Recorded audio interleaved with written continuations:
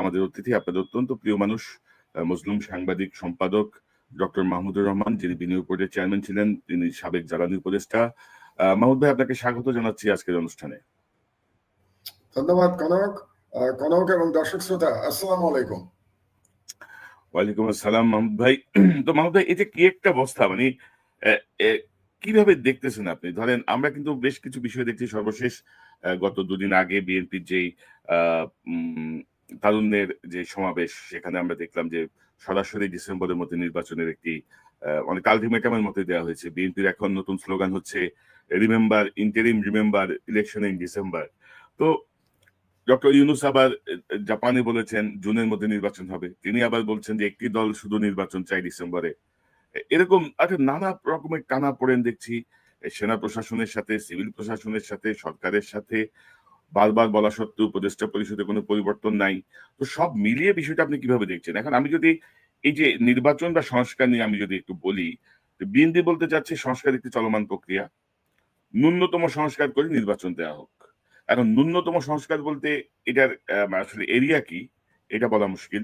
মানে এটা আমাদের কাছে স্পষ্ট না। হোয়াট ইজ ন্যূনতম সংস্কার, আমার কাছে স্পষ্ট না অন্তত। আবার ডক্টর ইউনূস বলছেন অল্প সংস্কার চাইলে ডিসেম্বর, বেশি সংস্কার চাইলে জুন। অর্থাৎ অল্প সংস্কার কোনটা, বেশি সংস্কার কোনটা? অর্থাৎ সব মিলিয়ে আপনি কি মনে করতেছেন সে বর্তমান পরিস্থিতিটা? আপনার কাছ থেকে শুনি। আর আজকে দর্শক, আমরা আজকে যে শিরোনাম দিয়েছি বা যা কিছু, এই যে মাহমুদ ভাইয়ের গত 2 সপ্তাহের যে এডিটোরিয়াল, তার আলোকে আসলে আমরা তার কাছ থেকে একটু জানার জন্যই এই আজকের অনুষ্ঠানের আয়োজন। মাহমুদ ভাই। জি, বেশ লম্বা ভূমিকা দিলেন আপনি, প্রশ্ন অনেকগুলো। আমি এক কথায় যেটা বলতে চাই প্রথমেই, যে খুবই দুর্ভাগ্যজনক পরিস্থিতি। এরকমটা আমরা আশা করি নাই 10 মাসের মধ্যে। জুলাই বিপ্লবের পরে যে ঐক্য আমরা দেখেছিলাম ফ্যাসিবাদ বিরোধী ক্যাম্পে, সেই ঐক্য বিনষ্ট হয়ে গেছে। এটা দেশের জন্য খুবই অশনি সংকেত। এবং আপনি যে সংস্কারের কথা বললেন, আমার নিজস্ব একটা ব্যাখ্যা ছিল, ঠিক ব্যাখ্যা বলবো না, প্রত্যাশা ছিল যে 1 নম্বর সংস্কারে সবাই যেটা একমত হওয়ার কথা ছিল, যেটা 10 মাসে এখন পর্যন্ত একমত হতে পারি নাই আমরা, বা রাজনীতিবিদ এবং সরকার তারা একমত হন নাই, ব্যর্থ হয়েছেন। সেটা হলো যে আবার যেন কোনোদিন শেখ হাসিনার মতো কোনো ফ্যাসিস্ট শাসক বাংলাদেশে আবার আসতে না পারে রাষ্ট্র ক্ষমতায়, কিংবা রাষ্ট্র ক্ষমতায় এসে ফ্যাসিস্ট হয়ে উঠতে না পারে। এই সংস্কারটি অত্যন্ত গুরুত্বপূর্ণ ছিল। কিন্তু 10 মাস পরে এসেও আমরা এই মূল সংস্কারটির কোনো রোডম্যাপ এখন পর্যন্ত দেখতে পারি নাই। আমরা যদি একটু পিছনে ফিরে যাই, 1996 থেকে 2001, সেই সময়টা থেকে শেখ হাসিনার যে শাসন, এবং 2009 থেকে 2024 তার পলায়ন পর্যন্ত যে শাসন, এই দুটোর মধ্যে যদি আমরা পার্থক্য করি, তাহলে দেখব যে শেখ হাসিনা ফ্যাসিস্ট হয়ে উঠেছেন 2009 থেকে 2024-এর মধ্যে। এবং আপনি যদি সেই সময় তার বডি ল্যাঙ্গুয়েজ খেয়াল করেন, তার বক্তৃতা দেওয়ার ভঙ্গি, এবং এই গত 15 বছর, তাহলে একটা বিরাট পার্থক্য দেখতে পাবেন। মনে হলো যেন যে এই 15 বছরের মধ্যে শেখ হাসিনা একটা দানব হয়ে উঠেছিলেন। তো এই যে সিস্টেম, যে সিস্টেমে শেখ হাসিনাকে দানব হয়ে উঠতে সহযোগিতা করেছিল, আমরা তো সেই সিস্টেমের পরিবর্তন চেয়েছিলাম। আমরা চেয়েছিলাম যে আর কোন শাসক যেন রাষ্ট্র ক্ষমতায় এসে শেখ হাসিনার মতো দানব হয়ে উঠতে না পারে। তাহলে আমি কম বেশি বুঝি না, কিন্তু এই সংস্কারটি একেবারে বাধ্যতামূলক ছিল। আরেকটি সংস্কার বাধ্যতামূলক ছিল, সেটা হচ্ছে জুডিশিয়ারির সংস্কার। কারণ আপনি যাই বলেন, বাংলাদেশের যে পরিস্থিতি 16 বছরে হয়েছিল, তার জন্য যদি শেখ হাসিনার বাইরে, এক্সটার্নাল ভারতের বাইরে আমি যদি কাউকে দায় দিতে চাই, তাহলে আমি 1 নম্বরে জুডিশিয়ারিকে দায় দেব। এই জুডিশিয়ারির কারণেই শেখ হাসিনা দানব হয়ে উঠতে পেরেছিলেন। এবং এই জুডিশিয়ারির কারণেই আপনার নিশ্চয়ই মনে আছে যে বেআইনি ভাবে তত্ত্বাবধায়ক সরকার প্রথা বাতিল করে দেওয়া হয়েছিল, বেআইনি ভাবে নানা রকম বিধিনিষেধ আরোপ করা হয়েছিল ভিন্ন মতের উপরে। এমনকি এমন একটা অবস্থা ছিল যে তারেক রহমানের বক্তৃতা প্রচার করা যাবে না। আপনি নিজে জেলে গেছিলেন, যে কারণে এখন হয়তো বিএনপি ভুলে গেছে। বিএনপি আবার উপকার বেশ তাড়াতাড়ি ভুলে যায়, যে আপনি জেলে গেছিলেন কিন্তু তারেক রহমানের লাইভ বক্তৃতা প্রচার করার জন্য। এটা আমি একটু মনে করিয়ে দিলাম দর্শকদের। আপনি হয়তো নিজেরটা বলতে একটু কুণ্ঠিত হবেন, লজ্জাবোধ করবেন, এই জন্য আপনারটা আমি বলে দিলাম যে আপনি কেন জেলে গিয়েছিলেন।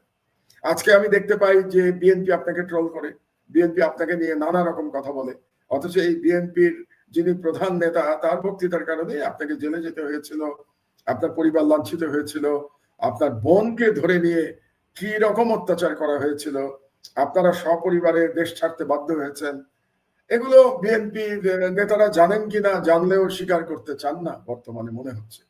তো আমরা চাই নাই যে আবার এরকম শেখ হাসিনা তৈরি হবে বাংলাদেশে, যে কনক সারওয়ারের বোনকে জেলে ধরে নিয়ে যাবে। এরকম পরিস্থিতি যেন না হয়। তাহলে এটা না হতে গেলে বিচার বিভাগ অত্যন্ত গুরুত্বপূর্ণ। তো সেখানে আমরা সংস্কার চেয়েছিলাম। আমার কাছে যেটা মনে হয় সেটা হলো যে যেটা সবচেয়ে বড় ভুল হয়েছে ডক্টর ইউনূস এবং তার উপদেষ্টা মণ্ডলীর বা তার পরামর্শকদের, যে তারা সংস্কারগুলোর একটা প্রায়োরিটি ঠিক করতে পারেন নাই। এই প্রায়োরিটি ঠিক না করতে পারাটা এই সরকারের সবচেয়ে বড় ব্যর্থতা বলে আমি মনে করি।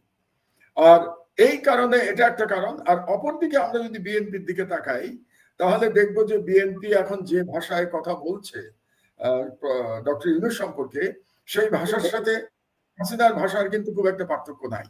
তো এই ধরনের ভাষা তারা ব্যবহার করছে। তারা বলতে চাচ্ছে বর্তমান সরকারের সাথে নাকি শেখ হাসিনার সরকারের তুলনা চলে। আমি মনে করি এটা বিএনপির পক্ষ থেকে এক ধরনের অকৃতজ্ঞতা। কারণ শেখ হাসিনার সরকারের সময় হলে, আমি আমার কথা বলি, বিএনপিটা আমি বাদই দেই, কৃতজ্ঞতা যার যার ব্যাপার, আমি বাংলাদেশে আসতে পারতাম না।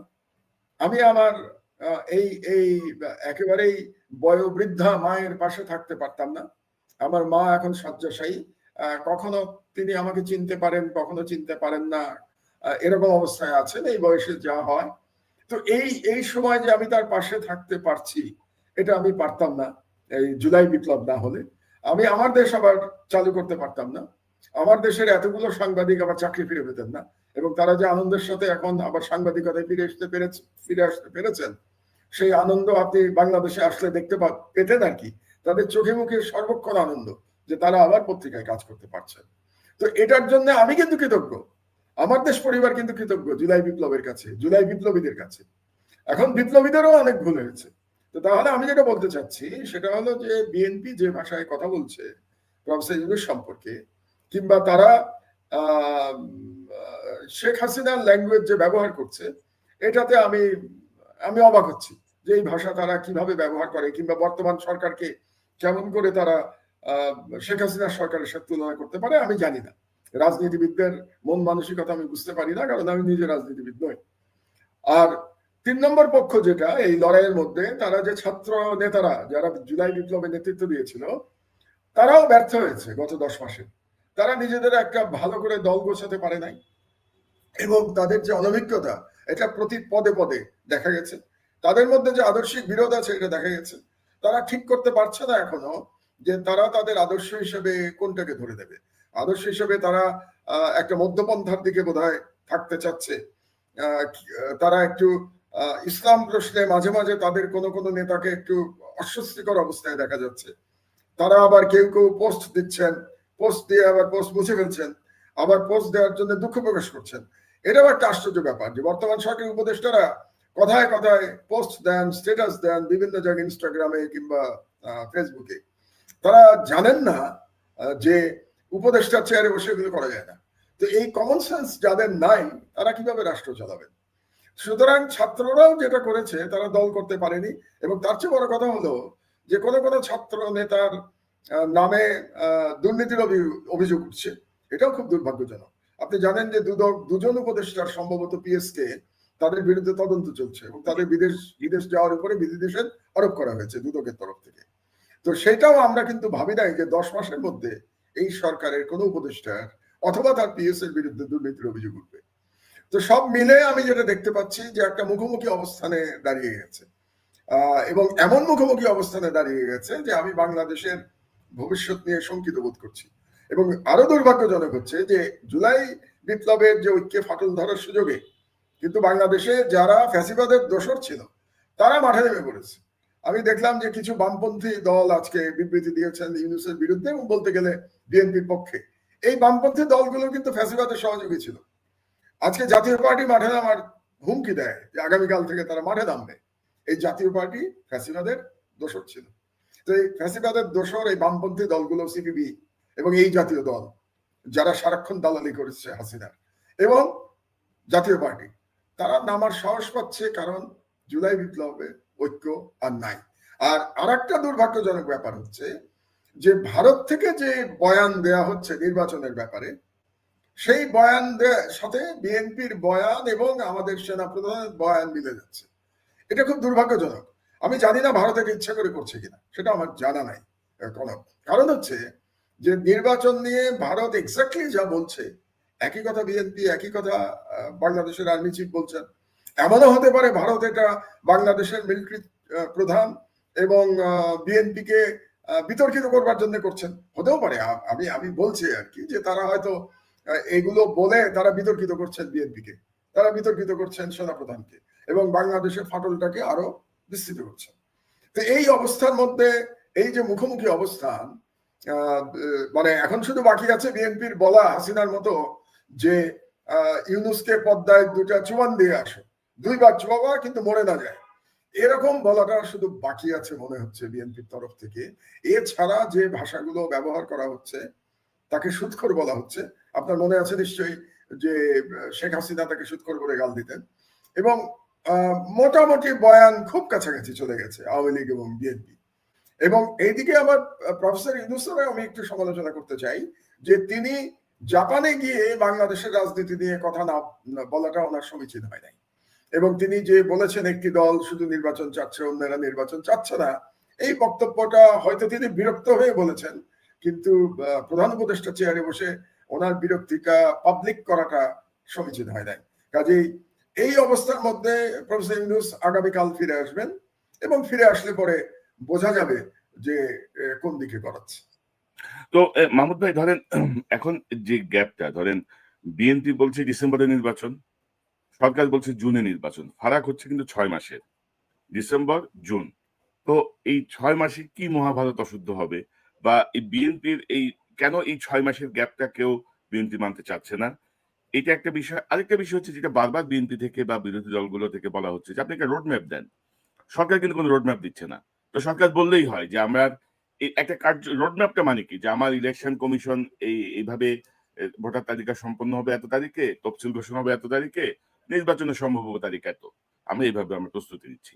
তো এই জায়গাটা কিন্তু সরকার কিন্তু এক ধরনের রিজিকনেস দেখাচ্ছে যে না, কোনো রোড ম্যাপ নাই, বারবার বলা হচ্ছে। তো বিএনপি আবার এটাকে বড় একটা ইস্যু করছে যে আমরা তো নির্বাচন চাচ্ছি না, আমরা একটা রোড ম্যাপ চাচ্ছিলাম, সেই রোড ম্যাপ দিতে আপত্তি। তো আপনি কি মনে করেন, ডিসেম্বর জুন রোড ম্যাপ কি মনে করেন, কোথায় সমস্যা? না, এখন তো মূল সমস্যা হচ্ছে আস্থার সংকট। বিএনপি এবং প্রফেসর ইউনূস মনে হচ্ছে একজন আরেকজনকে বিশ্বাস করতে পারছেন না। কারণ বিএনপির 6 মাসে খুব বেশি রিয়াক্ট করার কথা ছিল না, কিন্তু বিএনপি কেন রিয়াক্ট করছে? আজকে বিএনপির একজন সিনিয়র নেতা বলেছেন যে জুনে নির্বাচন হওয়া মানে আর কখনো নির্বাচনই হবে না।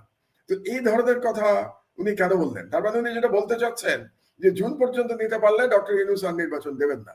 এটা আমার কাছে মনে হচ্ছে এটা খুব যুক্তিসঙ্গত কথা নয়। কিন্তু তারপরেও যেটা আপনার সাথে আমি একমত যে ইউনূস সাহেব বলছেন যে তার রোড ম্যাপ অনুযায়ী ডিসেম্বর থেকে জুনের মধ্যে উনি নির্বাচন দেবেন। তো এখন যেহেতু বিএনপি সেখানে আস্থা পাচ্ছে না, কাজেই প্রফেসর ইউনূসের একটু পরিষ্কার করা উচিত, খোলাসা করা উচিত যে কেন উনি জুন পর্যন্ত সময় চাচ্ছেন। এই জুন পর্যন্ত সময় পেলে উনি কি কি কাজ করবেন? তিনি যে বলছেন যে কম সংস্কার হলে ডিসেম্বর, বেশি সংস্কার হলে জুন। তো এখন বিএনপি যদি বলে যে আমরা কম সংস্কার চাই, তাহলে তো ওনার কথা অনুযায়ী ওনাকে ডিসেম্বরে নির্বাচন দিতে হবে। এখন কম সংস্কারটা মানেটা কি, এটা কিন্তু কেউ ডিফাইন করে নাই। আর বেশি সংস্কার মানে কি, এটাও কেউ ডিফাইন করে নাই। এটা না ডিফাইন করা হয়েছে বিএনপির কাছ থেকে, না ডিফাইন করা হয়েছে সরকারের তরফ থেকে। আমি আবার যেটা জেনেছি এখন পর্যন্ত যে মূল যে সংস্কারের ব্যাপার, একটা ফান্ডামেন্টাল, যে পরপর দুবার প্রধানমন্ত্রী, বেশি প্রধানমন্ত্রী থাকতে পারবে না, এটা কিন্তু বিএনপিও একসময় প্রস্তাব করেছিল বলে আমার 31 দফার মধ্যে সম্ভবত এটাও একটা দফা আছে। তো এখন বিএনপি নাকি ওটা মানতে রাজি হচ্ছে না। তারা এখন নতুন থিওরি নিয়ে এসছে। তারা বলছে না, পরপর 3 বার হতে পারবে না, অর্থাৎ 2 বার হবে, তারপরে একবার গ্যাপ দিয়ে আবার 2 বার হতে পারবে, এরকম একটা থিওরি বিএনপি নিয়ে আসছে, অনেকটা রাশিয়ার পুটিনের মতো। পুটিন কিন্তু এরকম থিওরি দিয়েই পুটিন এখন পর্যন্ত লম্বা সময় ক্ষমতায় টিকে আছে। আর সরকার থেকে বলা হচ্ছে 2 বারের বেশি প্রধানমন্ত্রী হতে পারবে না।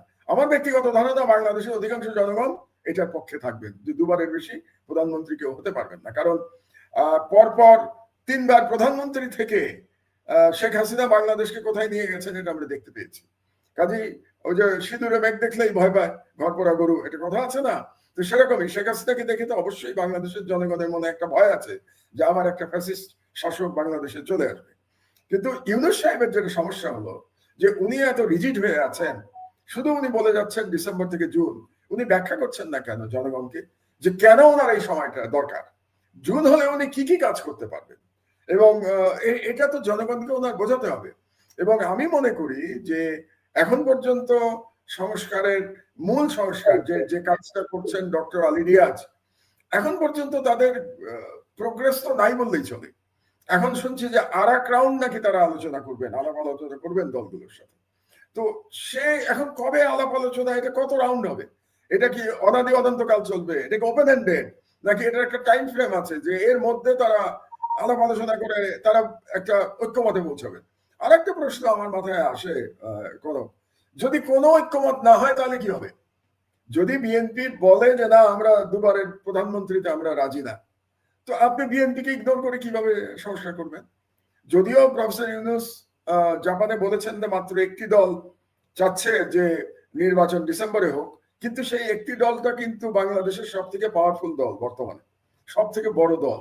তো আপনি সব থেকে বড় দলকে ইগনোর করেও তো আগাতে পারবেন না, আপনি কাজ করতে পারবেন না। আবার এদিকেও প্রশ্ন আছে, যেমন বিএনপি থেকে বলা হয়েছিল, ও একজন নেতা বলেছিল যে আমরা চাই না প্রফেসর ইউনূস পদত্যাগ করুন, কিন্তু তিনি পদত্যাগ করলে জাতি বিকল্প বেছে নেবে, তার মানে পদত্যাগে তার আপত্তি নাই। কিন্তু তিনি যেটা বললেন, তিনি কি বুঝতে পেরেছেন তিনি কি বলেছেন? কারণ হচ্ছে যে ধরুন আমরা যদি হাইপোথেটিক্যালি ধরে নেই ইউনূস সাহেব পদত্যাগ করলেন, তাহলে কে হবেন প্রধান উপদেষ্টা? এ ব্যাপারে কি বাংলাদেশের যে দলগুলো তারা একমত হতে পারবে? জামাত, বিএনপি এবং এনসিপি, অন্য দলের কথা আমি বাদই দিলাম।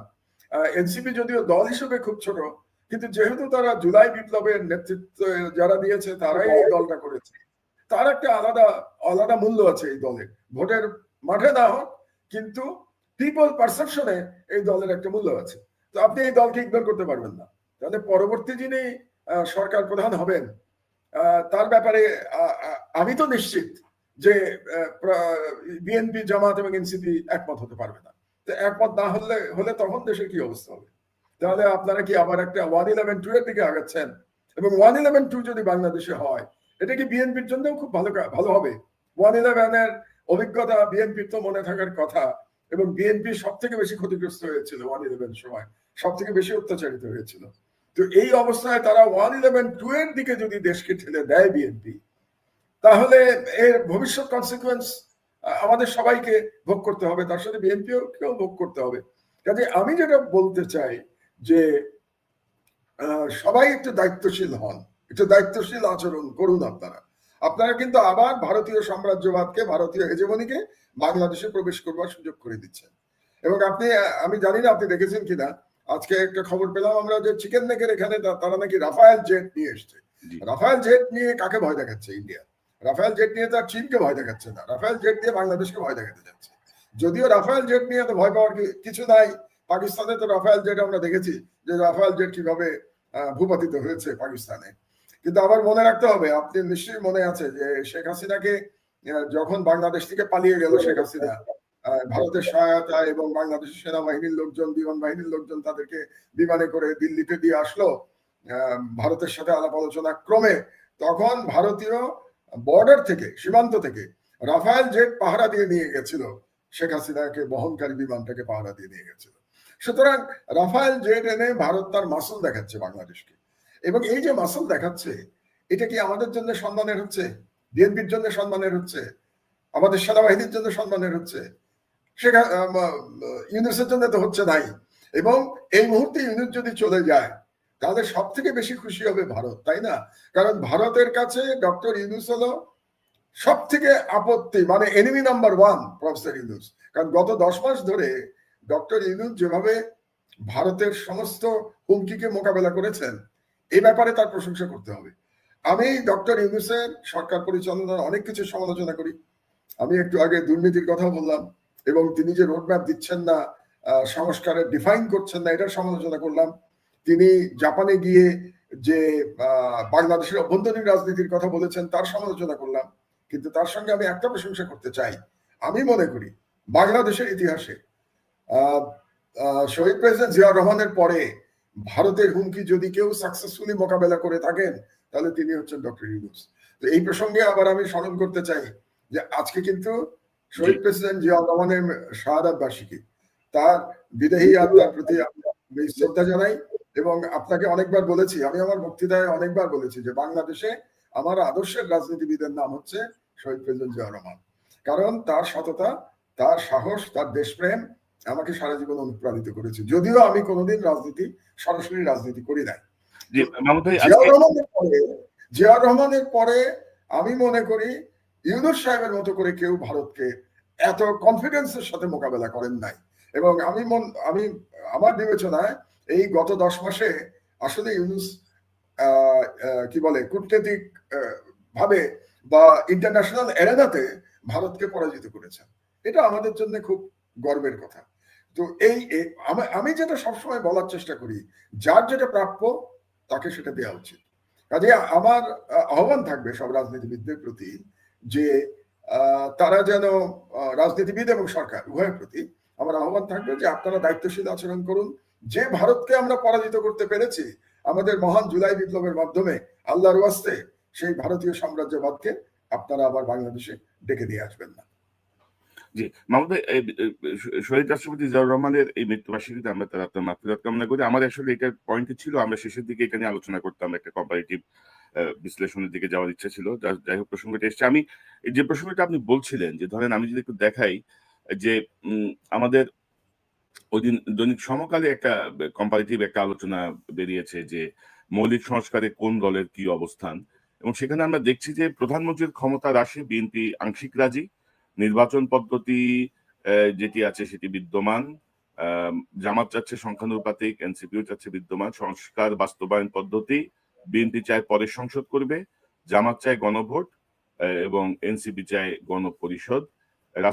অর্থাৎ বিএনপি ধরেন অধিকাংশ যে পয়েন্ট গুলো এসছে যে অধিকাংশ না, বিএনপি কোনোটাই মানে নাই।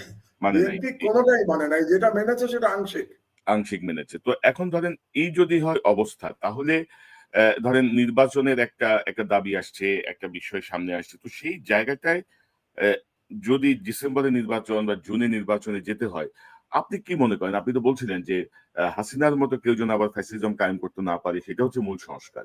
তো এখন আমরা অল্প অল্প সংস্কার, বেশি সংস্কার যাই বলি, মূল কোন পয়েন্ট গুলোকে আপনি বলবেন যে এই পয়েন্ট গুলোর অবশ্যই একটি সংস্কার ছাড়া নির্বাচন হওয়া উচিত হবে না? আপনি আপনার সাজেশনটা একটু নিতে চাই। আমার সাজেশন তো গ্রহণ করবে না রাষ্ট্র, কোন রাজনৈতিক দলও করবে না।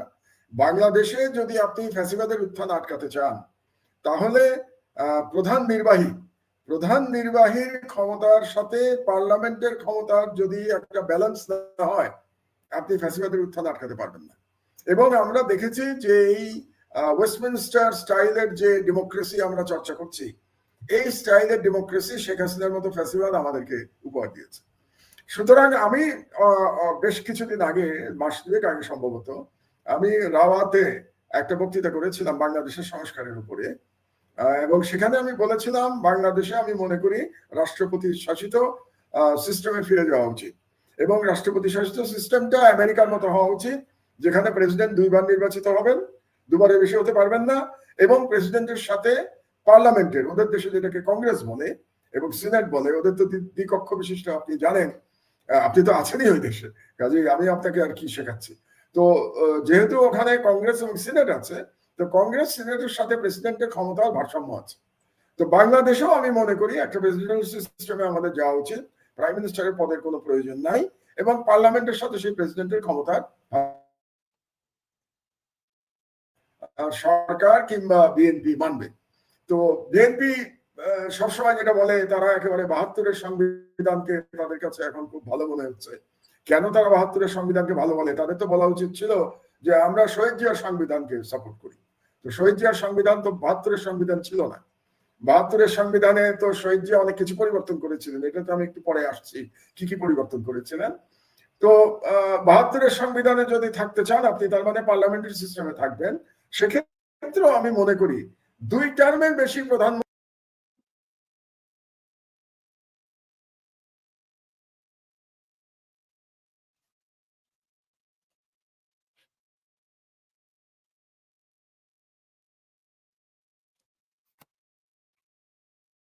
দর্শক, মাহমুদ ভাই বোধহয় নেটওয়ার্কে একটু সমস্যা হচ্ছে, একটু অপেক্ষা করি।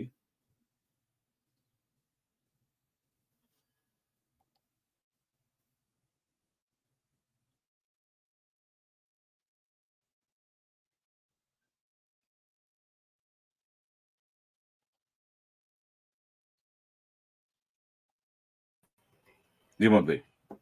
জি, লাইনটাকে ডিসকানেক্ট হয়ে গেছিল, আই এম সরি। না, তো না। যেটা বলছিলাম যে 2 টার্মের বেশি যদি আপনি প্রধানমন্ত্রীর সিস্টেম রাখেন, তাহলে আবারও বাংলাদেশে ফ্যাসিবাদ ফিরে আসার আশঙ্কা থাকবে। কাজে আমি বাংলাদেশের একজন প্রবীণ নাগরিক হিসেবে আমার প্রত্যাশা হচ্ছে যে অবশ্যই এখানে ছাড় দেওয়ার কোনো সুযোগ নাই। 2 টার্মের বেশি বাংলাদেশে কেউ প্রধানমন্ত্রী থাকতে পারবে না। মিনিমাম এটাতে ঐক্যমত হতে হবে। আর এটাতে যদি ঐক্যমত না হয়, তাহলে নির্বাচন যতই করেন না কেন অন্য কোনো সংস্কারের কোনো ভ্যালু আমার কাছে নাই। আর যদি আরো এখানে প্রশ্ন আছে যে ঠিক আছে, বিএনপি এখন মানলো, মেনে তারপরে সে ক্ষমতায় গিয়ে এই সংস্কার প্রস্তাব ছুঁড়ে ফেলে দিল, তখন আপনি কি করবেন?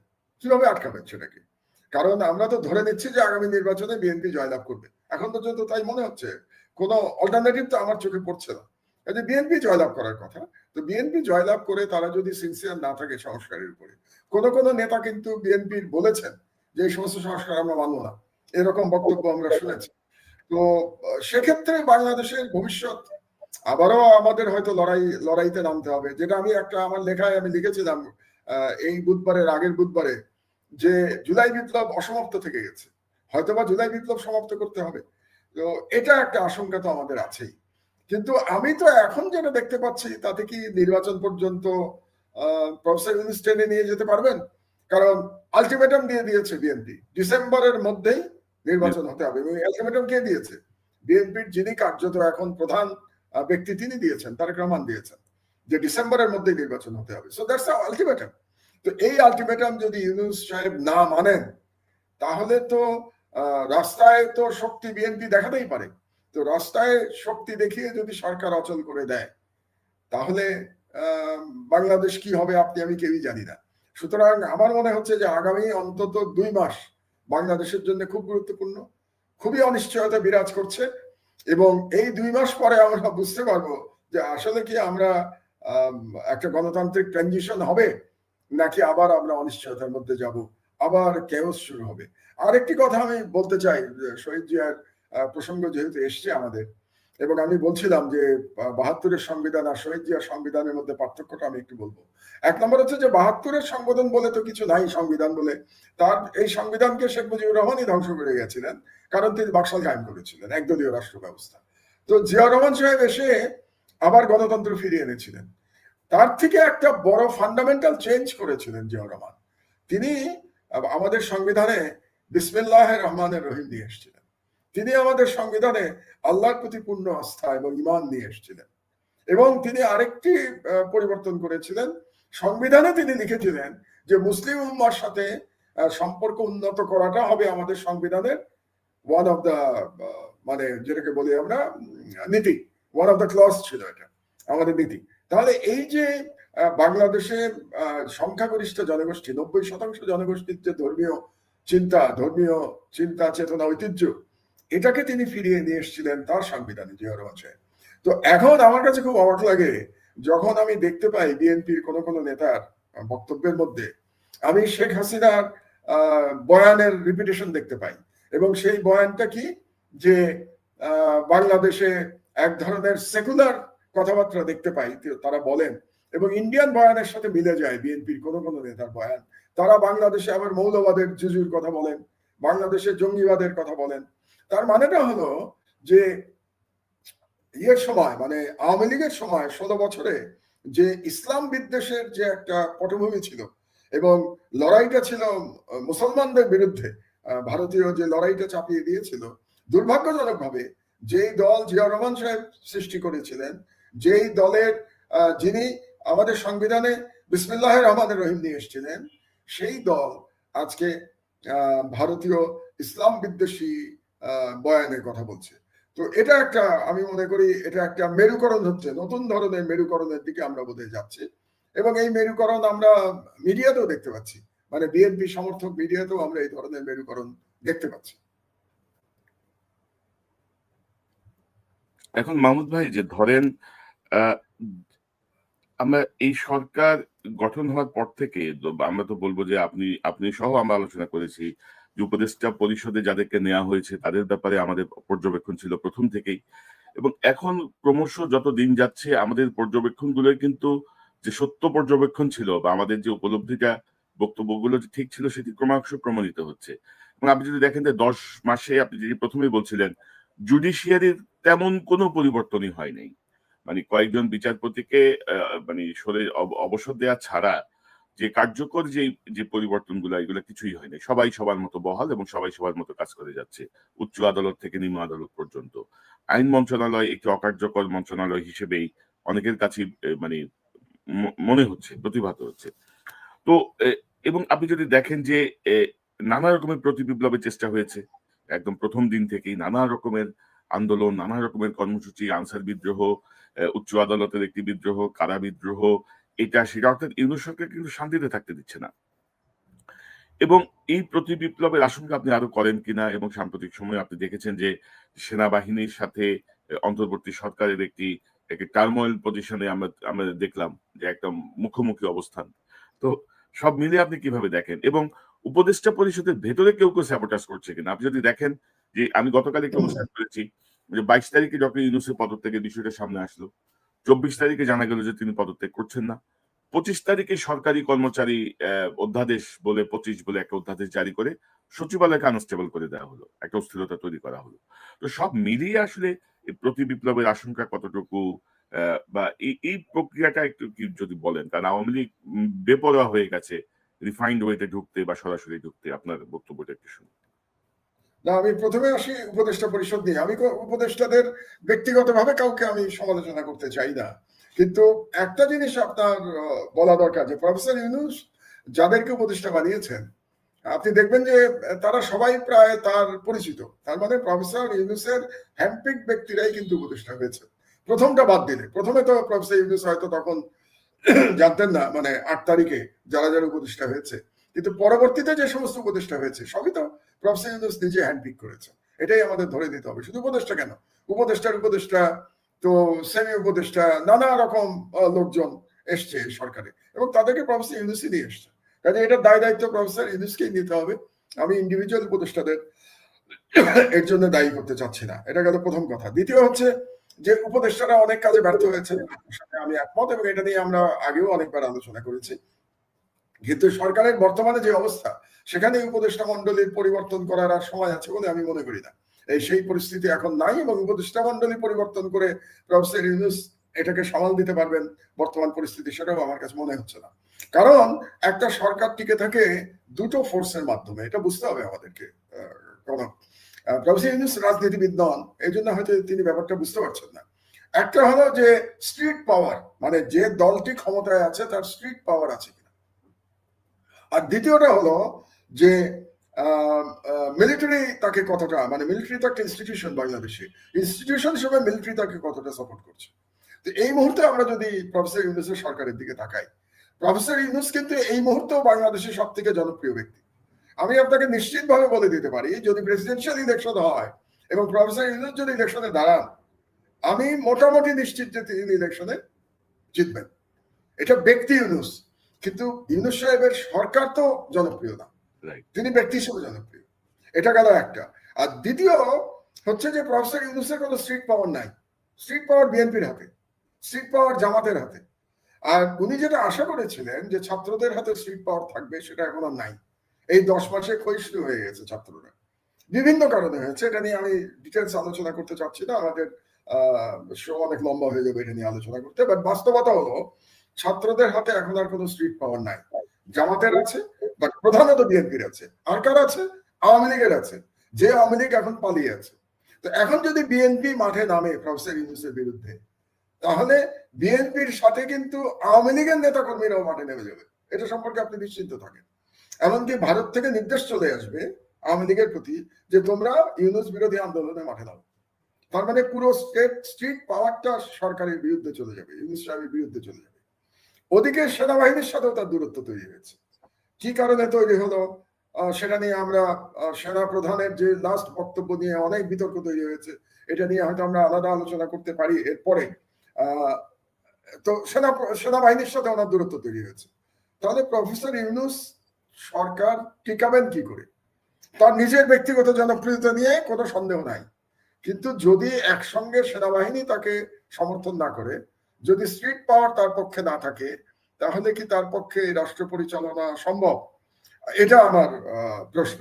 আর আপনি যে বিচার বিভাগের কথা বললেন, আপনি সম্পূর্ণভাবে রাইট। বিচার বিভাগে কোনো পরিবর্তন হয় নাই, শুধুমাত্র আপিলের বিভাগ চেঞ্জ হয়েছে, প্রধান বিচারপতি চেঞ্জ হয়েছেন এবং মাত্র কয়েকজন হাইকোর্টের বিচারপতি চেঞ্জ হয়েছেন। কিন্তু এই যে 15-16 বছরে বলতে গেলে বাংলাদেশের বিচার বিভাগ আওয়ামী বিচার বিভাগে পরিণত হয়েছিল, তার কোনো রিফর্মস কিন্তু এখন পর্যন্ত হয় নাই।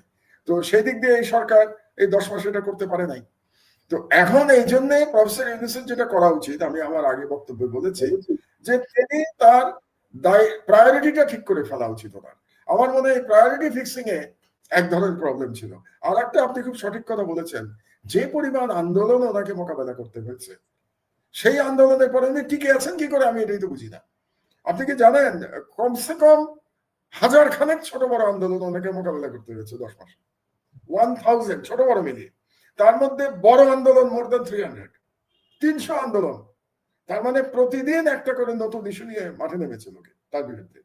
এই সরকার তো টিকে থাকারই কথা না, টিকে আছে, এটাও একটা আশ্চর্য। এবং সর্বশেষ এই কি বলে সচিবালয়ের কর্মচারীদের ব্যাপারে যেটা করা হয়েছে, এটাকে আমি কি বলবো, যদি কঠিন কথা বলি সরকার রাগ করবে, তারপরেও বলি আমার কাছে মনে হয়েছে ইটস স্টুপিডিটি। স্টুপিড ছাড়া কেউ এই অবস্থার মধ্যে, যেখানে প্রধান রাজনৈতিক দলের সাথে মুখোমুখি সম্পর্ক দাঁড়িয়ে আছে সরকার, যখন সেনাবাহিনীর সাথে দূরত্ব তৈরি হয়েছে বিভিন্ন কারণে, যার দোষই হোক না কেন, সেখানে আপনি আবার এই ধরনের একটা আইন নিয়ে আপনি যাচ্ছেন। তো আপনি কি স্টুপিড অথবা আপনি একেবারে শিশু, দুটোর একটা। আপনি কিছুই বুঝতে পারছেন না যে এটা কি অবস্থার মধ্যে আপনি পড়তে যাচ্ছেন। তো এটাকে কি বলবো, ইনএক্সপেরিয়েন্স গভর্নমেন্ট। ইউনূস সাহেবের পক্ষে একা সম্ভব হচ্ছে না। এবং ওনাকে যারা এই অ্যাডভাইস দিয়েছে এই ধরনের একটা অধ্যাদেশ করবার, তারা টাইমিং ইজ রং। আপনি এরকম অধ্যাদেশ দিলে আপনি এসেই করতেন যখন সারা দেশ আপনার সাথে ছিল, তখন করলেন না কেন? এটা এটা কেন করেছেন আমি বুঝতে পারি উনি কেন করেছেন। কারণ ওনার নিশ্চয়ই ধারণা হয়েছে যে আমলাতন্ত্র ওনাকে সহযোগিতা করছে না, কাজে আমলাতন্ত্রকে উনি লাইনে আনার জন্য এরকম একটা আইন করতে যাচ্ছেন। তো আপনার তো উচিত ছিল 8 তারিখে ক্ষমতা নিয়েছেন, 9 তারিখে এরকম একটা আইন করে ফেলা। তখন যে জনসমর্থন আপনার ছিল, এই আইন করে ফেলতে পারতেন, তখন আন্দোলন কেউ করতে পারতো না। এখন তো 10 মাসে তো ওই যে বলে না, পদ্মা নদী দিয়ে তো অনেক পানি গড়িয়ে গেছে। তো আপনি তো এখন এটা নিয়ে করতে গেলে আর একটা আপনি ইস্যু তৈরি করলেন। মাহমুদ ভাই, একই ইস্যু হাসিনার আমলে 42 জন সচিব এখনো বহাল, ওই ব্যাপারে কোনো মাথা ব্যথা নাই। উনি চুক্তিভিত্তিক নিয়োগ দিচ্ছেন সব হাসিনার লোকজন। উনি আসেন হঠাৎ করে অধ্যাদেশ করে একটা বিশৃঙ্খল পরিবেশ তৈরি করার জন্য। তো এখন এই বুঝলে ভালো, না বুঝলে তো কিছু করার নেই আমাদের। আরেকটি ইস্যু, যেটি করিডোর ইস্যু, মানে বিএনপির কিন্তু ধরেন রোডম্যাপ এবং করিডোর, এই দুটা নিয়ে তাদের মূল আপত্তির জায়গাটা আর কি। তো করিডোরের বিষয়টা তো আসলে এখনো ওইরকম সুনির্দিষ্ট কিছু না, এবং সরকারও ধরেন হঠাৎ করে একবার তহিদ হোসেন বলল যে আমরা নীতিগতভাবে একমত, আবার প্রেস সেক্রেটারি বললো যে না, আমরা এখন এই জাতীয় কিছু হয় নাই। তো সব মিলিয়ে আপনি তো এগুলার ব্যাপারে আপনার অবজারভেশনটা কি, মানে করিডোর নিয়ে যে এইটা কে তৈরি করেছে? এই করিডোরের প্রবলেম কে তৈরি করেছে? এই সরকার তৈরি করেছে, সরকার তৈরি করেছে। কারণ এই করিডোর শব্দটা প্রথমে কে ব্যবহার করেছে? Foreign adviser. তিনি এক সংবাদ সম্মেলনে হঠাৎ করে করিডোর শব্দটা ব্যবহার করলেন, এবং পরে দেখা গেল যিনি এখন national security adviser doctor Khalilur Rahman, তিনি বললেন না, এরকম কোনো সিদ্ধান্ত হয় নাই। তাহলে একজন উপদেষ্টা বলছেন করিডোরের কথা, আর একজন বলছেন এরকম কোনো সিদ্ধান্ত হয় নাই, প্রেস সেক্রেটারি শফিক সাহেব বলছেন এরকম কোনো সিদ্ধান্ত হয় নাই। তো আপনি ইস্যু তুলে দিচ্ছেন কেন? মানে এই ধরনের আবারও সেই স্টুপিড শব্দটাই তো ব্যবহার করতে হয়, তাই না? সরকারের থেকে এই ধরনের স্টুপিড আচরণ আপনারা কেমন করে করতে পারেন? আর করিডোর নিয়ে বিএনপির যে আপত্তি এখানে, মানে এবং সেনাবাহিনীর যে আপত্তি, এটা নিয়ে আমার আবার একটা বক্তব্য আছে। বক্তব্যটা হচ্ছে, এই করিডোর নিয়ে বাংলাদেশে সব থেকে বেশি যদি কেউ প্রতিবাদ করে থাকে, সেই ব্যক্তি কিন্তু আমি। ভারতের করিডোর নিয়ে আমার থেকে বেশি কেউ প্রতিবাদ বাংলাদেশে করে নাই। এখন নিজের মুখেই এটা বলতে হচ্ছে, কারণ আমি বলি না বাঙালি মুসলমান সবকিছু ভুলে যায়। এই ভারতকে করিডোর দেওয়ার প্রতিবাদে আমি ঢাকা থেকে দুটো লং মার্চ করেছিলাম। আমি ঢাকা থেকে একটা লং মার্চ করেছিলাম সিলেট পর্যন্ত। এটা অবশ্য করেছিলাম মেইনলি টিপাইমুখ বাঁধের বিরুদ্ধে, এবং ইলিয়াস আমার সাথে ছিল, ইলিয়াস আলী, যাকে পরে গুম করা হয়েছে এবং যা এখন পর্যন্ত আমরা জানি না তিনি কোথায়। তো ইলিয়াস আলীর সাথে আমি লং মার্চ করেছিলাম। আর একটা লং মার্চ আমি করেছিলাম ব্রাহ্মণবাড়িয়ার তিতাস নদী পর্যন্ত। কেন জানেন? ওই সময় তিতাস নদীর মধ্যে আড়াআড়ি বাঁধ দিয়ে নদীকে হত্যা করে, নদীর প্রবাহ বন্ধ করে দিয়ে করিডোর দেওয়া হয়েছিল ভারতকে।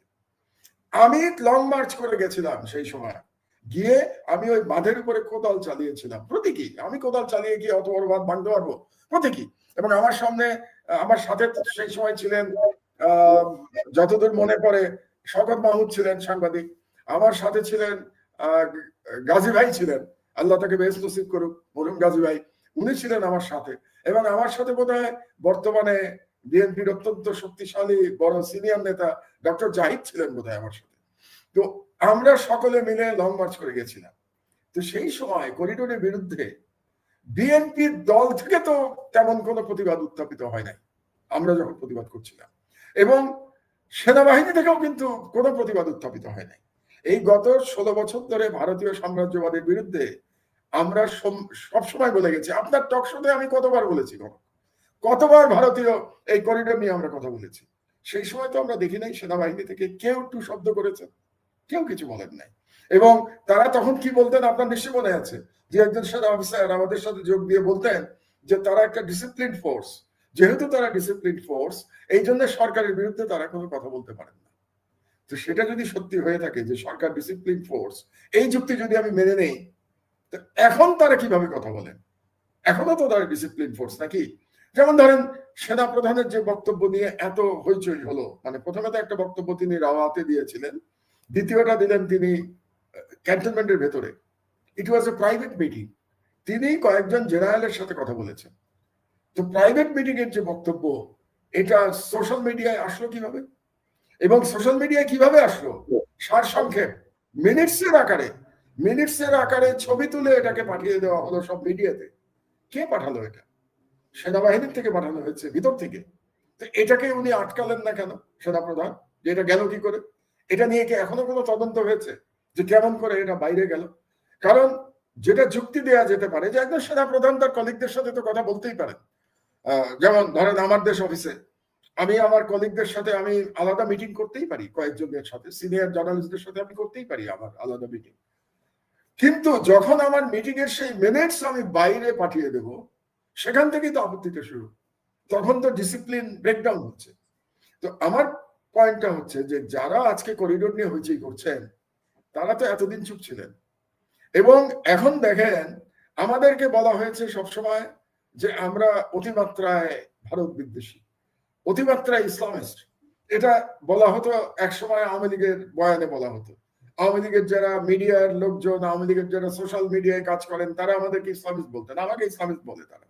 যদিও আমার দাড়ি নাই, এটা নিয়ে আবার মৌলভী সাহেবরা আবার রাগ করেন যে আপনি বুড়া হয়ে গেছেন, দাড়ি রাখেন না কেন, দাড়ি রাখেন না আবার ইসলামের কথা বলেন, এই ধরনের কমেন্টও আমি শুনতে পাই।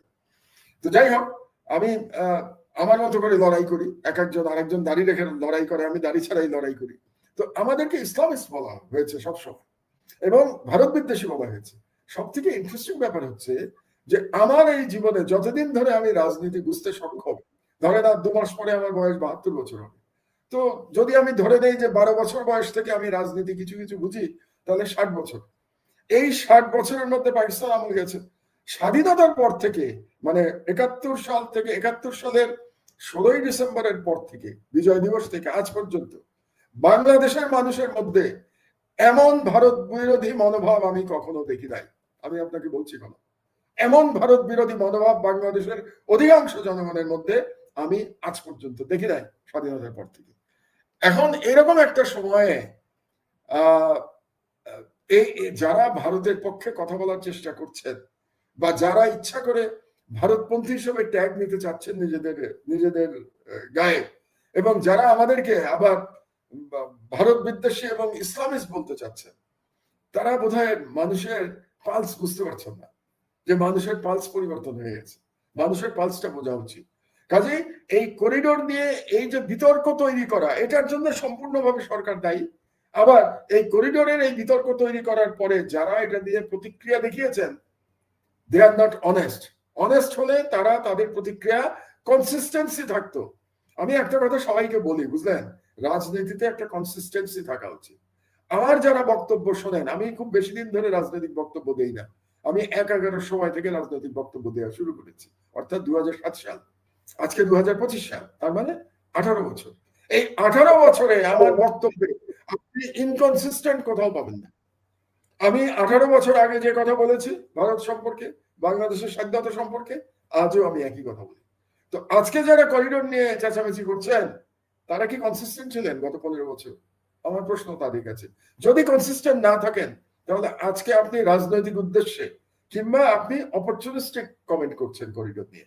তো সুতরাং দুই পক্ষে, প্রথম পক্ষ সরকার স্টুপিড যে তারা এই করিডোরের ব্যাপারটা নিয়ে একটা ধূম্রজাল তৈরি করেছে, এবং রাজনৈতিক দলের সাথে আলাপ আলোচনা করে নাই এই সম্পর্কে একটা চূড়ান্ত সিদ্ধান্ত নেওয়ার আগে। আর যারা সমালোচনা করছেন তারা অপরচুনিস্ট, তারা কনসিস্টেন্ট না, তারা রাজনৈতিক উদ্দেশ্যে সমালোচনা করছেন। কাজে এই দুই দলের মধ্যেই আমি অনেস্টির অভাব দেখতে পাচ্ছি। আমরা অনুষ্ঠানের শেষ দিকে দুটি বিষয় দিয়ে আমরা অনুষ্ঠান শেষ করতে চাই। একটা হচ্ছে ধরেন ইতিমধ্যে আপনি যেটি প্রথমেই বলছিলেন যে আমরা যারা ধরেন গত 15 বছর ধরে বা আরো বেশি সময় ধরে 9 সালের পর থেকেই ফ্যাসিবাদ যেন না আসে বা হাসিনার বিভিন্ন কাজের সমালোচনা করে ক্ষতিগ্রস্ত হয়েছে, আমরা যারা মুখ ছিলাম তারা কিন্তু এখন ক্রমশ আবার শত্রু হয়ে যাচ্ছে। যারা আওয়ামী লীগের লোকজন এখন বিএনপি ভাড়া করছে তাদের পক্ষে কথা বলার জন্য, আওয়ামী লীগের ফ্যাসিস্টদের পারপাস যারা সার্চ করছে তারা এখন অতি বিএনপি হয়ে উঠতেছে, এবং আমরা এখন ক্রমাগত আক্রমণের শিকার হচ্ছি, ট্রলের শিকার হচ্ছি, যা ইচ্ছা তা এগুলো করতে থাকবো, অসুবিধা নেই। তো এটাতে কি বিএনপি লাভবান হবে আপনি মনে করেন? মানে আলটিমেটলি কি এভাবে কি বাংলাদেশের মানুষকে কি কনভিন্স করা সম্ভব হবে? মানুষ তো এখন অনেক সচেতন। নতুন ভোটারের না, মানে আমি বদল বলছি যে নতুন ভোটারই তো প্রায় 1 কোটির বেশি, নতুন মানে 7 কোটির বেশি নতুন ভোটার। না, 4 কোটি বোধ হয়, 4 কোটি যারা ভোট দেয় নাই আজকে। 5 কোটিও তাকে বিশাল নাম্বার মাহমুদ ভাই। তো সেই জায়গাটা, পাশাপাশি রাজনৈতিক সরকার বনাম অন্তর্বর্তীকালীন সরকার, সংস্কারের জন্য মানে অন্তর্বর্তীকালীন সরকারকে মানুষ বিশ্বাস করছে, সে বিশ্বাসটা কতটুকু রাজনৈতিক সরকারের উপর রাখা সম্ভব? বা এই আমি বলি আপনাকে, প্রথম কথা হলো যে আওয়ামী লীগকে যারা এতদিন ফ্যাসিবাদ প্রতিষ্ঠা করতে সহযোগিতা করেছে, বাংলাদেশের তথাকথিত লেফট ওরিয়েন্টেড মিডিয়া কিংবা লেফট ওরিয়েন্টেড মিডিয়া পার্সোনালিটিস, এই যে শ্রেণীটা কিংবা একেবারে বাম রাজনীতিবিদ, তারা এখন সম্পূর্ণভাবে বিএনপিকে সমর্থন করছে। কারণটা কি জানেন? কারণ হচ্ছে যে বাংলাদেশের যে বাম রাজনীতি, এটা বাংলাদেশে পরাজিত হয়েছে। পরাজিত হয়েছে কেন? কারণ তারা বাংলাদেশের সংখ্যাগরিষ্ঠ মানুষের আশা আকাঙ্ক্ষা ধারণ করতে পারে নাই। তারা অ্যান্টি ইসলামিক, তারা ইসলাম বিদ্বেষ লালন করে। তো আপনি 90% মুসলমানের দেশে ইসলাম বিদ্বেষ লালন করে যদি রাজনীতি করেন, আপনি কিভাবে রাজনীতিতে সাকসেসফুল হবেন? তারা হতে পারে নাই। তাদেরকে টিকিয়ে রেখেছে কে? বাংলাদেশের বামপন্থী মিডিয়া। বাংলাদেশের অধিকাংশ মিডিয়া কিন্তু বামপন্থী অথবা ইসলাম বিদ্বেষী। আমি ইসলাম বিদ্বেষী বলি, আমি এদেরকে বামপন্থী বলি না, ইসলাম বিদ্বেষী বলি। তো বাংলাদেশের অধিকাংশ মিডিয়া ইসলাম বিদ্বেষী। ইসলাম বিদ্বেষী মিডিয়া এদেরকে নেতা বানিয়ে রেখেছে। ওই যে একটা আছে না, লার্জার দ্যান লাইফ, এদেরকে প্রত্যেককে লার্জার দ্যান লাইফ একটা প্রতীক তৈরি করেছে। এদের কারো পিছনে 10টা লোক নাই, কিন্তু তারা সবাই বড় বড় নেতা। এবং এই যে গ্রুপটা, এদের টিকে থাকার জন্য একটা বড় গাছের দরকার হয়, পরগাছার মতো। পরগাছা তো আপনি জানেন যে অরিজিনাল গাছ ছাড়া টিকতে পারে না, মাদার ট্রি ছাড়া টিকতে পারে না। এই রাজনীতিবিদরা হচ্ছে পরগাছা শ্রেণীর, তাদের একটা গাছ লাগে। এতদিন এই গাছটা ছিল আওয়ামী লীগ। তা আওয়ামী লীগের পতন হয়েছে, বলতে গেলে আওয়ামী লীগের ফিরে আসার সম্ভাবনা নাই বললেই চলে। আওয়ামী লীগ নামে ফিরে আসার সম্ভাবনা নাই বললেই চলে, অন্তত অদূর ভবিষ্যতে। আমাদের জীবদ্দশায় হয়তো আমরা দেখবো না, আমরা যারা জীবনের শেষ প্রান্তে পৌঁছে গেছি। তো এখন তাদের কাছে সেই গাছ যেটার উপরে তারা সওয়ার হবে, সেটা বিএনপি। এবং আমি তাদেরকে অপরাধ দিচ্ছি না, তো তাদের তো টিকে থাকতে হবে রে ভাই। তো টিকে থাকতে হলে তাদের গাছ লাগবে। তো গাছ কোথায়? তারা কি জামাতের কাছে যাবে? যেতে পারবে না। তারা এনসিপিতে যাবে, যেতে পারে, চেষ্টা করতে পারে এনসিপিতে, কিন্তু মেইনলি তারা যাবে বিএনপিতে। এনসিপিতে কেন যাবে না এখন জানেন? কারণ এনসিপির সরকারে আসার কোনো সম্ভাবনা নাই। এনসিপি এখনো দল হিসেবে দাঁড়াতে পারে নাই। তো তারা তো ওই গাছ বেছে নেবে না। তারা যে গাছ বেছে নেবে যেটা সরকারে আসবে, এবং কনভেনশনাল উইজডম হলো যে বিএনপি সরকারে আসবে। তো বিএনপি যেহেতু সরকারে আসবে, তারা বিএনপির উপর সওয়ার হয়েছে। এখন বিএনপি কেন তাদেরকে নিল, এটা বিএনপির বিবেচনা। এটা নিয়ে আমি কোনো কথা বলতে চাই না। এটা বিএনপি মনে করেছে হয়তো এদেরকে বেশি প্রয়োজন তাদের। কেন মনে করেছে এটা বিএনপি নেতৃত্ব ভালো জানে, এই জন্য তারা গ্রহণ করেছে। কিন্তু সবচেয়ে যে ব্যাপারটা আপনি বললেন যে 5 কোটি ভোটার কাকে ভোট দেবে আপনি জানেন না, আপনার সাথে আমি একমত। কিন্তু এখানে আরেকটা কথা আছে যে আমরা সত্যিই জানি না। কিন্তু আপনি বলেন অল্টারনেটিভ কোথায়? সুতরাং বিএনপি যদি এখন মনে করে যে আমাকে ভোট না দিয়ে তুমি কোথায় যাবা, তোমার অল্টারনেটিভ কোথায়? জামাত। জামাত ইজ নট অল্টারনেটিভ। জামাত এখনো বাংলাদেশে অল্টারনেটিভ হয়ে উঠতে পারে নাই। জামাতের কিছু কিছু পকেটে তাদের তাদের জনপ্রিয়তা আছে। আমার ব্যক্তিগত ধারণা যে জামাত 30 থেকে 40টা সিট পেতে পারে আগামী নির্বাচনে। যদিও জামাতের নেতারা আমার সাথে যখন কথা হয় তারা তর্ক করেন যে তাদের ধারণা তারা এর থেকে অনেক বেশি পাবেন। তো আমি তাদেরকে বলেছি যে নির্বাচন হলে দেখা যাবে যে আপনারা কত সিট পান। আমার ব্যক্তিগত হিসাবে 30 থেকে 40 সিট পেতে পারে জামাত। তো এটা যদি জামাতের সমর্থকরা হয়তো শুনে আমার কাছ থেকে এটা তারা রাগ করবেন, করতে পারেন, এটা আমার নিজের পারসেপশন। সুতরাং জামাতে তো তারা যাবে না, ক্ষমতায় আসবে বিএনপি। তো বিএনপিতে গেছে, যেটা বলছিলাম আমি একটু বোধহয় খেই হারিয়ে ফেলেছি, যে তাহলে ভোট বিএনপি মনে করতে পারে যে আমি যাই রাজনীতি করি না কেন, ভোট আমাকে না দিয়ে, ধানের শীর্ষে না দিয়ে জনগণ কোথায় যাবে? তো সেখানে বিএনপির যেটা ভুল হতে পারে সেটা হলো যে গ্রামাঞ্চলে তাদের কথাটা কারেক্ট হলেও হতে পারে, গ্রামাঞ্চলে মার্কা দেখে মানুষ ভোট দেয়। তো গ্রামাঞ্চলে মার্কা দেখে ভোট দিলে ধানের শীর্ষেই দেওয়ার কথা।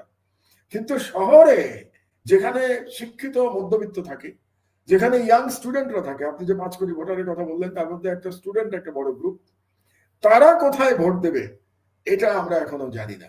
কিন্তু যদি অল্টারনেটিভ না থাকে তখন তারা বলতে পারে হয়তো যে আমি বিএনপিকে দেবো না, অল্টারনেটিভ যেই থাকে আমি তাকে ভোট দেব। তখন কোনো দলকে ভোট না দিয়ে ব্যক্তিকে ভোট দিতে পারে, যে দুজন ব্যক্তির মধ্যে যাকে আমার পছন্দ আমি তাকে ভোট দেবো। এটা হবে কিনা আমি বলতে পারছি না। কিন্তু এখনো আমার ধারণা, এখনো আমি নিশ্চিত যে নির্বাচন হলে পরে বিএনপি জয়লাভ করবে। কিন্তু বিলিয়ন ডলার কোশ্চেন হচ্ছে যে এই নির্বাচনটা কি ইউনিট সরকারের অধীনে হবে, নাকি আরেকটি কোনো নতুন সরকারের অধীনে হবে, নাকি 1-11-2 গভর্নমেন্টের অধীনে হবে? আমাদের কিন্তু নির্বাচনে কে জিতবে বাদ দিয়ে এখন এটা নিয়ে বেশি চিন্তা করা উচিত যে আমরা কি 1-11-2 দেখবো, নাকি ইউনুস সাহেবের জায়গায়, যেটা বিএনপির এক নেতা বলেছেন যে জাতি আরেকজনকে খুঁজে নেবে। তো জাতি কাকে খুঁজে নেয় এটা দেখার অপেক্ষায় আছে। এবং মাহমুদ ভাই, আমরা বামপন্থী ঘরানার রাজনীতিবিদদের কথা বলছি বা বিভিন্ন জায়গার কথা বলছি। গত 10 মাসে মিডিয়ায় যে সংস্কারটা দরকার ছিল, তারা কিন্তু খুব সুকৌশলে মাথাচাড়া দিচ্ছে এবং খুব সুকৌশলে তারা কিন্তু মানুষকে পয়জন দিচ্ছে, কিন্তু স্লো পয়জন করে আস্তে আস্তে কিন্তু তারা অন্য খেলা খেলছে। আপনি বাংলাদেশে আছেন, মিডিয়ার চেঞ্জটাও খুব ইন্টারেস্টিং। মিডিয়াও যদি আমি দেখি, মেইনস্ট্রিম মিডিয়া এবং সোশ্যাল মিডিয়া, সেখানেও কিন্তু আমরা দেখবো যে এতদিন যারা আওয়ামী লীগের সমর্থক ছিল তারা কিন্তু এখন বিএনপি কে বেছে নিয়েছে। এবং বিএনপি কে বেছে নেওয়ার কারণটা আপনাদের বুঝতে হবে। বিএনপি কে বেছে নিয়েছে তারা কেন? বেসিক্যালি এই মিডিয়া ভারত দ্বারা নিয়ন্ত্রিত। তো ভারতের কাছে এখন 1 নম্বর শত্রু কে? 1 নম্বর শত্রু হচ্ছে প্রফেসর ইউনূস। তো প্রফেসর ইউনূস যদি শত্রু হয়ে থাকে তাহলে এবং যাদেরকে প্রো ইসলামিক ট্যাগ দেওয়া হয় তারাই তো ভারতের শত্রু। সুতরাং এই মিডিয়া এই ইউনূস এবং প্রো ইসলামিক ট্যাগের মধ্যে যারা আছে তার বাইরে তারা মনে করছে বিএনপি কে তারা লেফটের দিকে নিয়ে আসতে পারবে। এই কারণে এই মিডিয়াগুলো এখন বিএনপি কে সাপোর্ট দিচ্ছে। কেন? যেই মিডিয়াতে এতদিন ধরে বিএনপির নেতাদের সম্পর্কে কুৎসা রটনা করা হতো, তারেক রহমান সম্পর্কে কুৎসা রটনা করা হতো, এখন প্রতিদিন তারেক রহমানের প্রশংসা করা হচ্ছে। কারণ তারা বুঝতে চাচ্ছে যে আগামী সরকার বিএনপি, কাজে এখন থেকে বিএনপির কাছে আমার লাইন দিতে হবে। আর আমাদের সমস্যা কি জানেন, আপনিও অনেকটা এরকমই আমার মতোই, আমরা স্রোতের বিপরীত দিকে যাই সবসময়। কারণ আমাদের সরকারে কে আসলো এটা আমরা চিন্তা করি না, কারণ আমাদের কোনো ব্যক্তিগত চাহিদা নাই। আপনার আমার, অন্তত আমি শিওর আমরা দুজনে কথা বলতে পারি, আমাদের কোনো ব্যক্তিগত চাহিদা নাই। যেহেতু ব্যক্তিগত চাহিদা নাই, কাজে কে সরকারে আসবে তাকে খুশি করার চিন্তা আমাদের মাথায় আসে না। আমি যেটা মনে করি, যেটা ন্যায্য মনে করি, বাংলাদেশের জনগণের জন্য যেটা ভালো মনে করি, এবং আমার ফেয়ারলি বিশ্লেষণ আমি করে যেটা বলা দরকার আমি সেটাই বলি। সেটা ক্ষমতাবানদের কখনো পছন্দ হয় না, এটা মনে রাখবেন। কোনো ক্ষমতাবানরা কখনো ভিন্নমত পছন্দ করে না। এখন কেউ কেউ শেখ হাসিনার মতো যদি ফ্যাসিস্ট হয়, তাহলে ভিন্নমতকে মেরে ফেলে। যেমন আমাকে মেরে ফেলার চেষ্টা করেছে, আমার দেশ বন্ধ করে দিয়েছে, আপনাকে জেলে নিয়েছে, আপনার পরিবারকে অত্যাচার করেছে। আর যারা একটু কম স্বৈরাচার হবে বা কম ফ্যাসিস্ট হবে, তারা আপনাকে হয়তো এতটা জুলুম করবে না, কিন্তু আপনাকে পছন্দ করবে না। কোন ক্ষমতাবান ভিন্ন মত পছন্দ করে না, এটা আমাদের মনে রাখা উচিত এবং এটা মেনে নেওয়া উচিত। আমি কিন্তু মেনে নেই এটা, যে ক্ষমতাবান কেন ভিন্ন মত পছন্দ করবে। এটা আমিও মেনে নেই। এবং আপনি যেটা বলছিলেন ওইটাই আরকি। কারো কাছে কিছু চাওয়ার তো নাই। বাংলাদেশ এবং দেশের মানুষের জন্য যদি মঙ্গলজনক যেটা সেই অবস্থানেই আমি থাকবো ইনশাআল্লাহ। এবং এর থেকে কিছু করার নাই আরকি। এখন আমরা তো হাসিনার সাথে লড়াই করে শহীদ হইতে আমরা গাজী হয়ে গেছি, তাই না? আমরা তো চোখ রাজি রাঙানি হয় নাই। লোকে তো মানতেই চায় না যে আপনি আমি আমরা কোনো ভূমিকা রেখেছি, এটাকে মানতে চায়। এখন যারা ক্ষমতায় আসবেন তারাকে মানতে চান যে আমাদের কোনো ভূমিকা সাধারণ আছে, মানুষ তারা মানতে বিশ্বাস চান। করে। সাধারণ মানুষ এটা মানে। সাধারণ মানুষ এই আমি ভালোবাসাটাই শুধু তাদের একটা কথা বলতে চাই, কনক, আমি নিজেরটা বলি, আপনার আপনার দুঃখ কষ্ট তো আমি জানি কনক, এবং বহুবার আমরা আলোচনা করেছি। বিশেষত আপনার বোন যখন জেলে ছিল, তখন আমি সারাক্ষণ চিন্তা করতাম যে একটা একজন মহিলা কিভাবে এই জেলের পরিবেশে থাকতে পারে, এবং বিনা অপরাধে, আপনার অপরাধে আপনার বোনকে এরকম নির্যাতন। তো আমি 2018-র কথা মনে হয় আমার, প্রায় বুঝলেন, কুষ্টিয়াতে যখন আমার উপরে অ্যাটাক হলো। তো 2018 মানে আজ থেকে 7 বছর আগে। জি। তো আজ থেকে 7 বছর আগে আমার বয়স কত ছিল? 65 বছর। তো 65 বছরে আহত হওয়ার পরে আমি কুষ্টিয়াতে কি বলেছিলাম? যে ঠিক আছে, আমার ধর্ম বিশ্বাস এবং আমার দেশের জন্য না হয় আমি জীবন দিলাম। এটা আমি বলেছিলাম 2018 সালে। এটা তখনকার ওই ভাইরাল হওয়া ভিডিও দেখলেও আপনারা দেখতে পাবেন। তো এখন তো ভাই আরো 7 বছর বয়স বেড়েছে। তো মৃত্যু তো এমনি নরমাল মৃত্যু তো আরো কাছে চলে এসছে, তাই না? তো 65 বছর বয়সে যদি মরার জন্য প্রস্তুত থাকতে পারি, তো 72-এ তো আরো বেশি প্রস্তুত হয়ে গেছি। কনক, কাজেই কে ক্ষমতায় আসলো না আসলো তাতে আমার কিছু যায় আসে না। আমি যেটা বিশ্বাস করি, আমার বিশ্বাসটা আমি বলে যাবো। হ্যাঁ, আমার ভুল হতে পারে, নিশ্চয়ই। আমার সব ব্যাখ্যা কি কারেক্ট? অবশ্যই না, আমি তো মানুষ, আমার ভুল হয়। ভুল হলে আপনি দেখিয়ে দেবেন, এবং সকল ভুল আমি মেনে নেব। ওইটা মানার মতো মানসিকতা আমার আছে। কিন্তু আমার আদর্শ থেকে আমি সরবো না। এই জন্য আবারও রিপিট করি, 18 বছর ধরে আমি যা বলেছি, আমি আমার বক্তব্যে, আমার রাজনীতিতে আমি কনসিস্টেন্সি বজায় রেখেছি। আজকে যদি কোনো বৃহৎ দল তাদের রাজনৈতিক ডিরেকশন চেঞ্জ করতে চায়, সেটা তাদের তাদের ইচ্ছা, এখানে তো আমার বলার কিছু নাই। কিন্তু আমার রাজনৈতিক অবস্থানের কোনো পরিবর্তন হবে না। না মাহমুদ ভাই, আপনি বাংলাদেশের একমাত্র ব্যক্তি বলবো আমি, যিনি আদালতে দাঁড়িয়ে ক্ষমা প্রার্থনা না করে আপনি আপনার অবস্থানে অনড় ছিলেন। ৫ বছর জেল খাটছেন। প্রায় ৩৭ দিন বোধহয় আপনি রিমান্ডে ছিলেন। ৩৭ 39 দিন। ৩৯ দিন আপনি 39 দিন ৩৯ দিন আপনি রিমান্ডে। পুলিশ রিমান্ডে ছিলেন। ৫ বছর জেল খেটেছেন। আপনি আপোস করেন নাই। এবং এই আপোসটা তো আপনার ব্যক্তি স্বার্থে না কিন্তু। আপনার ব্যক্তির এটাতে কোনো লাভবান বা হওয়ার কিছু হয়নি। তো যা করেছেন সার্বিকভাবে বাংলাদেশের জন্যই করেছেন, এবং মানুষ কিন্তু এটা স্মরণ করে। মানুষ এটা আ মানুষের ভালোবাসার জায়গাটাই, সাধারণ মানুষের ভালোবাসার আরেকটা জায়গাটাই। বলি আপনাকে, আরেকটা বলি, অ্যাজ এ প্রফেশনাল, আপনি সাংবাদিক, আমিও আজকে 18 বছর হয়ে গেল, আমারও তো সংবাদ মাধ্যমে 18 বছর হয়ে গেল না? তো কাজেই আপনারা আমাকে সম্পাদক মানতে চান আর না চান, 18 বছর কাটিয়ে দিয়েছি তো আমি পত্রিকায়, তাই না? তো এবং পত্রিকা আলহামদুলিল্লাহ 5 মাসের মধ্যে বাংলাদেশের সবথেকে জনপ্রিয় পত্রিকা হয়ে গেছে এই মুহূর্তে। তো সেটাও তো আমার মতো লোক যদি করতে পেরে থাকে, তাহলে তো আমি বুঝি মিডিয়া। না বুঝলে আমার দেশ কেন পপুলার হয়, তাই না? বারে বারে পপুলার কেন হয় আমি দায়িত্ব নিলে আমার দেশ?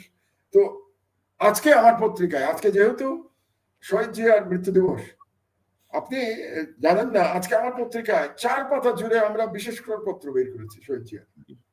কেন করেছি? আমরা তো বিএনপির পন্থী নই। বিএনপির পত্রিকা তো না আমার দেশ, তাই না? আমার দেশ তো একদম ইন্ডিপেন্ডেন্ট পত্রিকা। বড় বিএনপি মনে করে, বিএনপির অনেক নেতা মনে করে যে আমার দেশ বিএনপির শত্রুপক্ষের পত্রিকা। তো সেই পত্রিকায় আজকে শহীদ জিয়ার 4 পাতার, আমি শিওর আজকে শহীদ জিয়ার 4 পাতা ক্ররপত্র আমার দেশ ছাড়া অন্য কোনো পত্রিকায় ছাপা হয়নি। না করেনি। তার মানে হচ্ছে, আমি যে কনসিস্টেন্সি কথাটা আমি ইউজ করেছি কখন, তার মানে আমি যে বক্তব্য 18 বছর ধরে দিয়ে এসছি, আজ পর্যন্ত আমি সেখানে অনড় আছি। জিয়াউর রহমানকে যতটা শ্রদ্ধা জানানো দরকার, অতটা শ্রদ্ধা আমি আজকেও জানিয়ে যাচ্ছি। কারণ আমার রাজনীতি পরিবর্তন হয় নাই, কিন্তু শহীদ জিয়ার হাতে গড়া দলের কোন কোন মানুষের রাজনীতির হয়তো পরিবর্তন হয়ে গেছে। সেটা তো আপনার আমার করার কিছু নাই। তারা তাদের রাজনীতি পরিবর্তন করতেই পারে, যে কোনো কারণে করতে পারে, এটা তাদের স্বাধীনতা আছে।